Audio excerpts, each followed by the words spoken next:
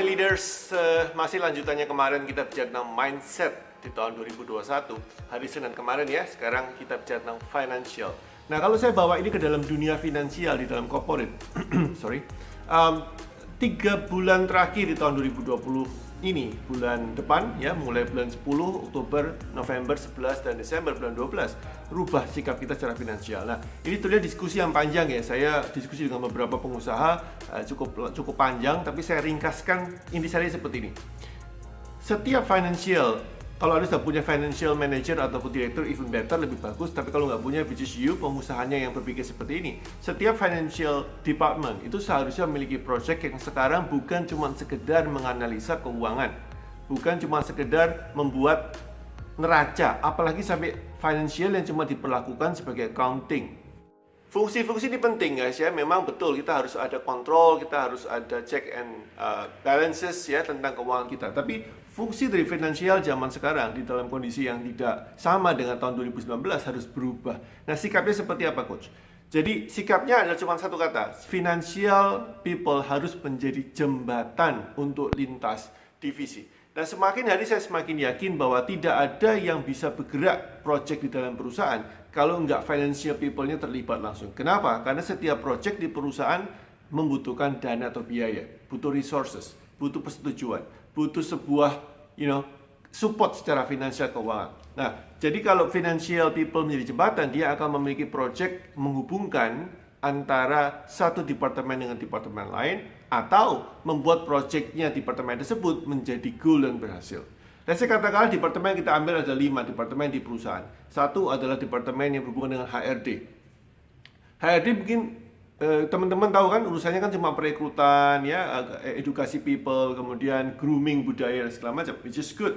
Nah, kalau Anda berhubungan dengan HRD sebagai finansial, tugas Anda adalah menanyakan ya, apakah rasio people dengan profit perusahaan itu sudah baik apa tidak? Apakah jumlah anak buah yang direkrut itu cukup baik dan cukup produktif? Mana anak buah yang produktif, mana anak buah yang kurang produktif?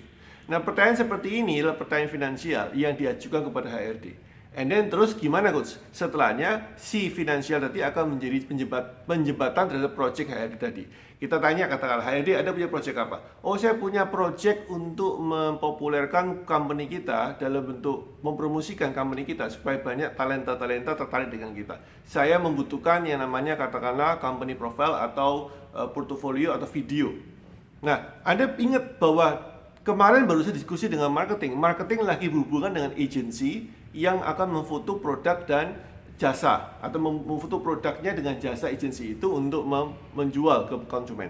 Anda bisa bilang, oh gini aja deh, saya akan minta tolong marketing untuk menggabungkan proyeknya HRD tadi menjadi bonus difoto, disyutingkan dengan agensi yang akan membuat program marketing bersama dengan divisi marketing itu. Ini contoh klasiknya, di mana Anda menjadi penjembatan antara divisi marketing, antara HRD, antara sales, dan seterusnya. Itu kalau katakanlah HRD. Kemudian kita ke marketing. Anda mesti tanyakan sebagai finansial, Anda berpikir produk mana yang menghasilkan profit paling tinggi? Kampanye marketing mana yang menghasilkan? Kampanye marketing mana yang kurang menghasilkan? Promo apa yang paling bagus? Promo apa yang nggak menghasilkan? Kemudian Anda duduk dan setting budget. Promo yang menghasilkan, Anda tambah biayanya, Anda tambah uangnya, Anda tambah dananya supaya menghasilkan uang yang lebih tinggi. Itu contoh adalah marketing. Sales, Anda fokus ke project-project, konversinya berapa persen yang tidak, yang bagus dan kenapa itu bagus, dan projectnya yang konversinya yang tidak bagus seperti apa. Oh, yang ini gagal beli coach, Pak, misalkan bicara sama Anda sebagai Bapak financial ya. Project ini gagal karena konsumennya nggak mau beli. Yang ini nggak jadi beli project ini, yang ini nggak jadi beli produk ini. Anda mesti diskusikan one by one dengan sales, apa yang bisa diimprove. Apakah katakanlah kualitas produknya kurang bagus, apakah penawarannya kurang menarik, apakah perlu budget insentif. Anda mesti diskusikan dengan sales, sehingga ini menghasilkan sebuah outcome yang baik untuk perusahaan. Nggak cuma spending uang saja, tapi juga spending uang di tempat yang benar. Itu kalau sales. Nah, production, this is even more.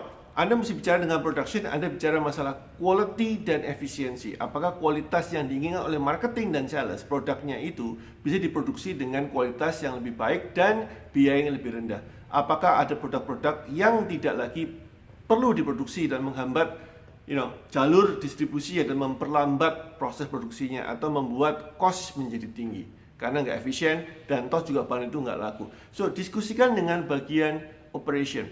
Bagian QC ini bagian juga yang penting. Anda mesti diskusikan dengan bagian QC sebagai financial people. Anda diskusikan dengan bagian QC apa yang kita mesti improve sehingga quality controlnya menjadi lebih efisien dan lebih bagus hasil outcome-nya. Guys, itu contoh-contoh sederhana di mana Anda memiliki financial department. Ini tidak lagi reaktif tapi proaktif. Jadi kuncinya adalah menjadi jembatan. Financial discussion yang saya adakan dengan beberapa pengusaha mengarah ke titik yang sama.